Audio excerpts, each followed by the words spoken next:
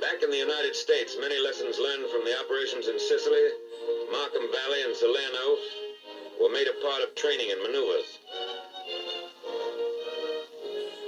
The Griswold nose was developed to protect the glider in rough landings. Parachute arrestor was adopted to permit landing the glider in restricted areas.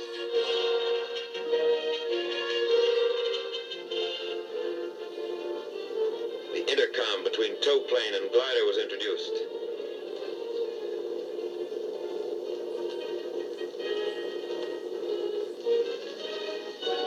Blitz landings were out. Glider pilots were taught a slow, constant rate of descent, with a slow landing to a precise spot on the ground.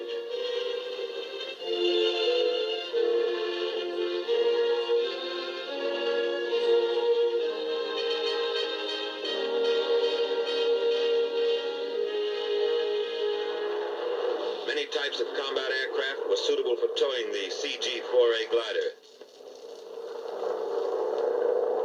B-25 was used. The B-38 performed its task well.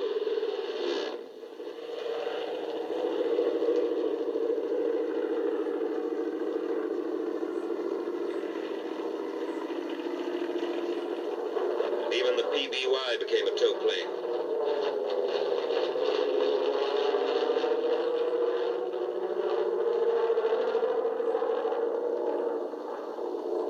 Note the takeoff of the PBY before the glider.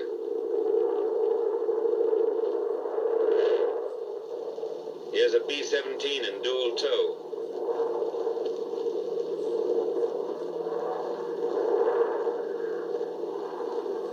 And a triple tow by a C-54.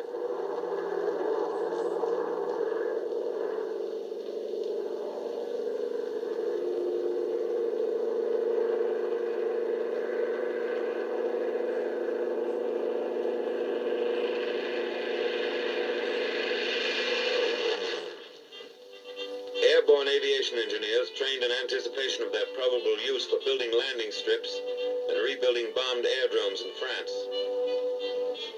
Troop carrier airplanes are converted in a matter of minutes into ambulance ships.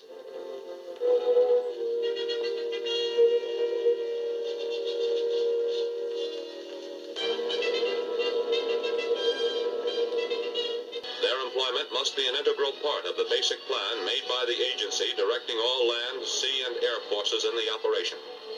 The coordinating directive must be issued in time to allow realistic preparation and training by troop carrier and airborne units for the specific operation. Airborne troops must be employed in mass, and the bulk of the force landed in as small an area as possible. The use of highly trained pathfinder teams dropped in advance to mark dropping zones and glider landing zones is essential. Procedures must be prescribed which will ensure that troop carrier aircraft on course at proper altitudes and on correct time schedules are not fired upon by friendly forces.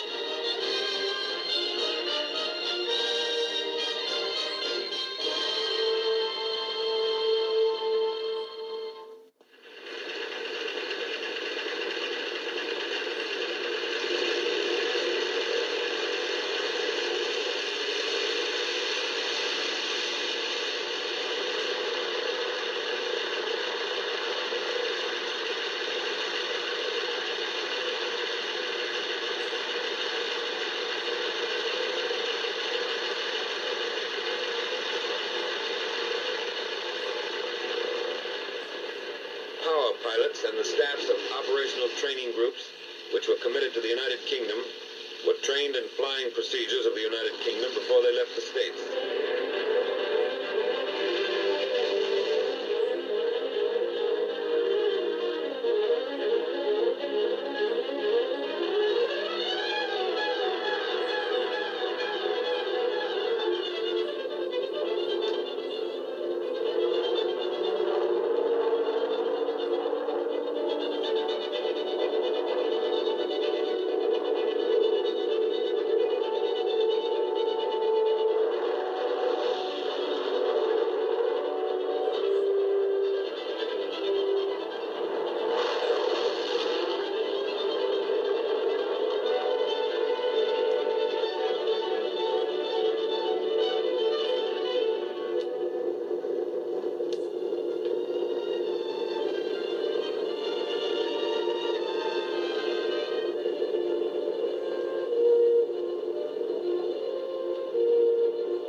flying was emphasized, designed to prevent early detection by the enemy.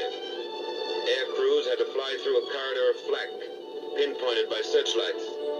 Every aspect of operations in the United Kingdom, flying control, air-sea rescue, supply, British navigation, weather, all phases of theater training were covered before the units departed overseas.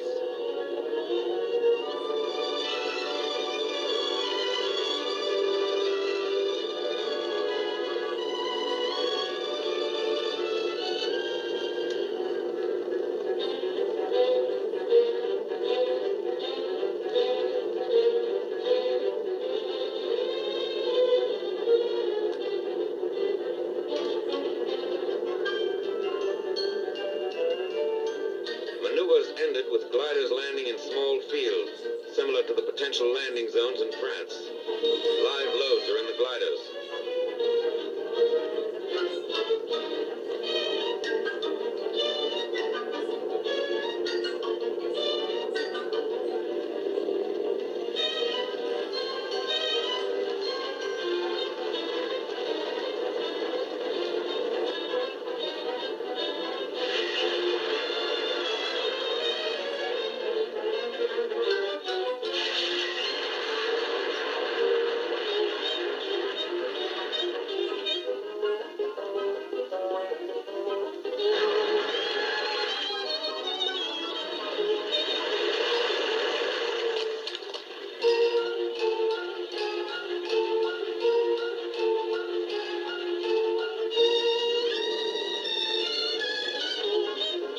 Airborne troops continue in their specialized tactics.